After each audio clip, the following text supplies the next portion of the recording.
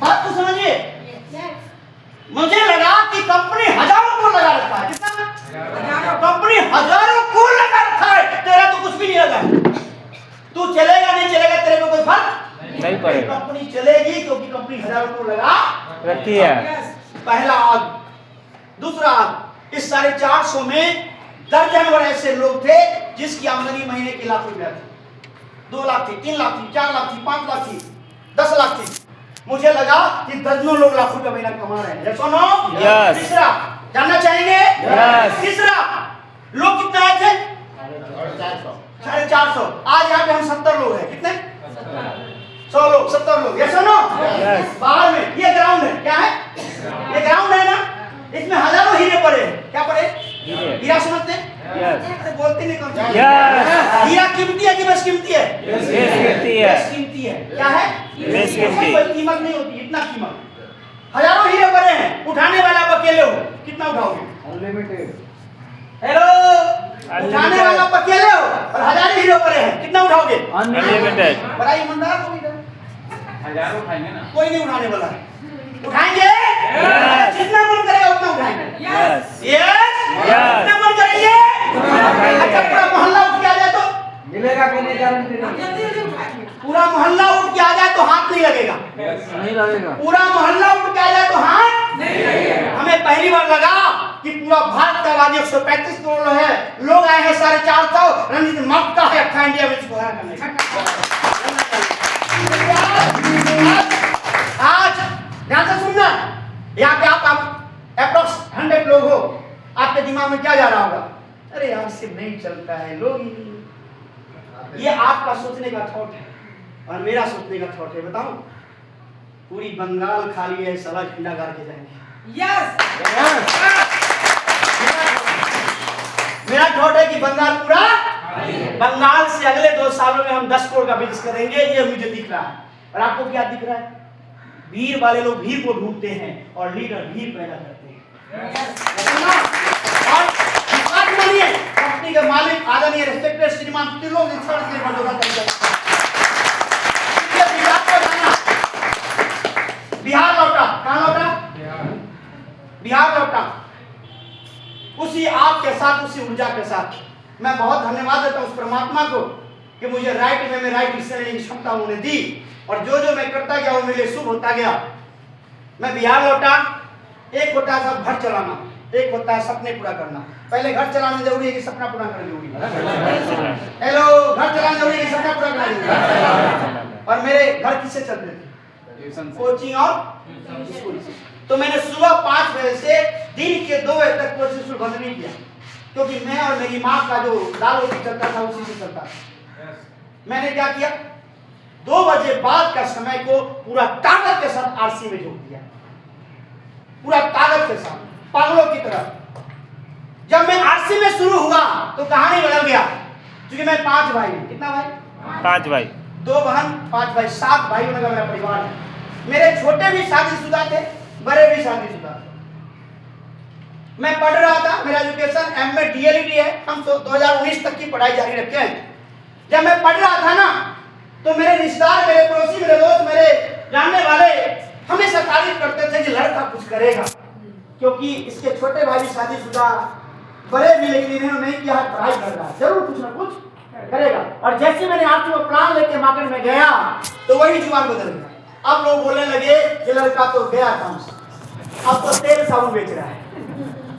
देखिए देखिए, परिस्थिति समझिए, जो पहले तारीफ कर रहा वही अब क्या करना शुरू कर दिया? बुराई। कहा कि अब लड़का गया काम से, अब तो ये तेल साबुन बेच रहा है।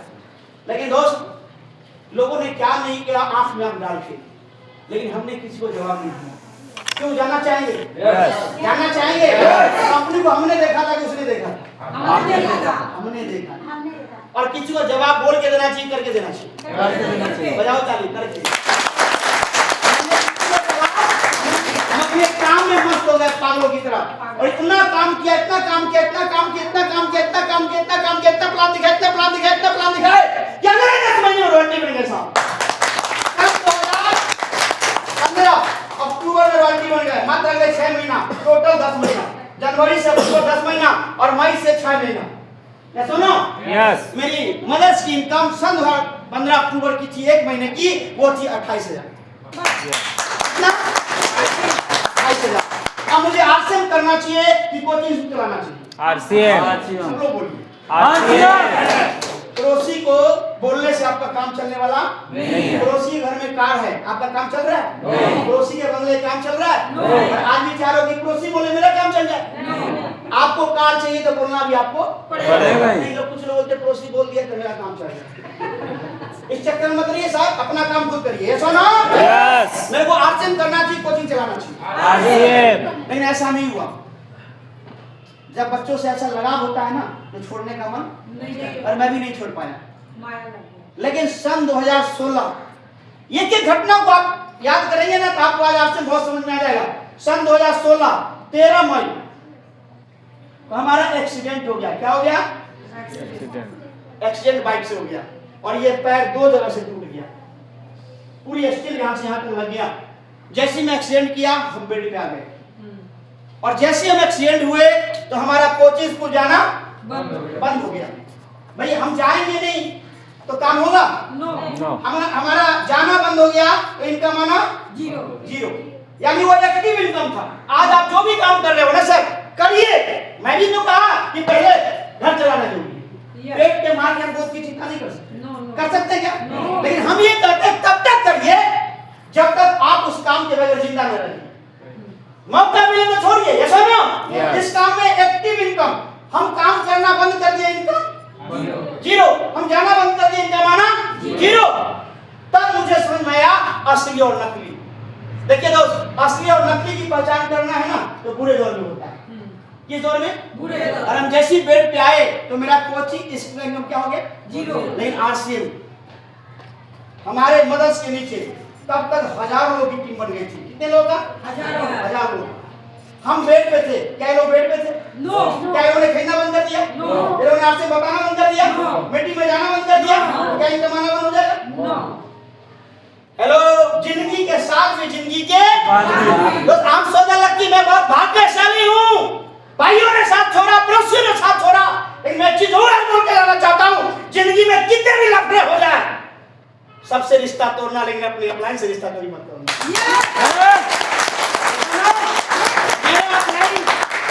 मेरे को 2000 में दूर से फोन किया, रंजीत भाई मैं हूं ना। हेलो रंजीत भाई मैं हूं ना। उनका फोन आया और हम बेड पे थे। कहां थे? बेड पे। तो भी उन्होंने मेरे टीम को साथ नहीं छोड़ा, मेरे टीम के साथ मीटिंग करी, काउंसलिंग करी, फोन कॉल किया, और हम बेड पे थे तब भी पैसा आना बंद नहीं।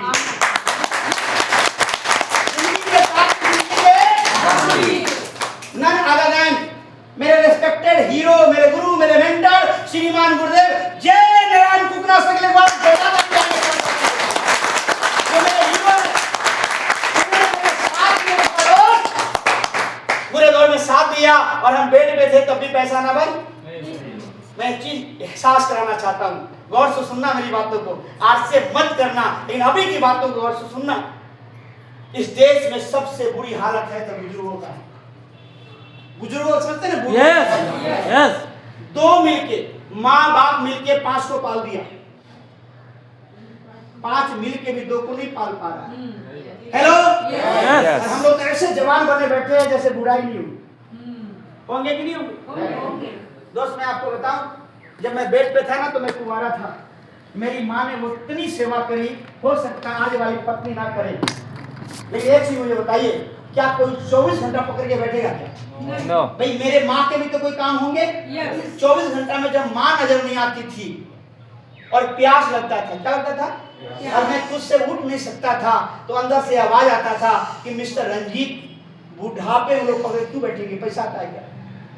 आज जिस बाप को पेंशन आता है, जिस माँ को पेंशन आता है, हेलो अगर वो बीमार पड़ जाए ना, बेटा 1 की जगह 2 दिलवाता है कि बेटा मर न जाए। बूढ़ी इसी कलकत्ता के 12/7 की घटना है, आज से 4 साल पहले की।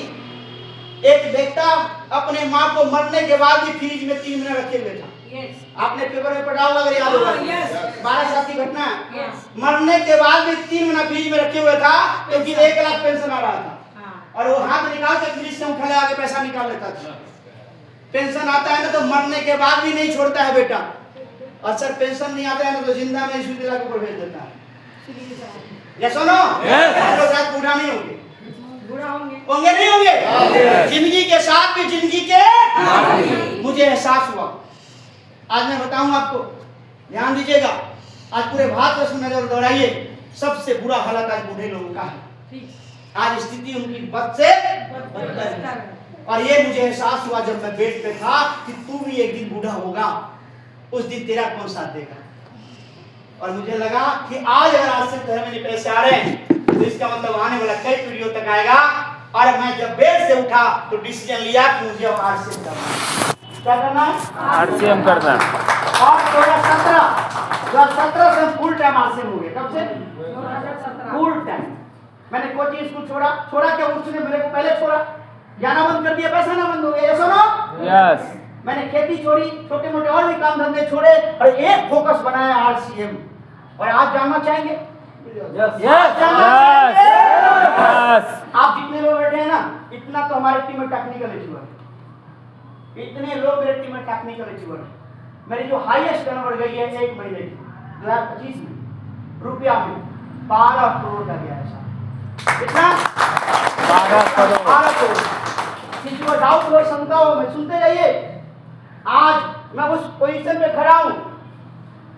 सन 2020 में फरवरी मंथ में 11 फरवरी को हमारी माँ की देहांत हो गई।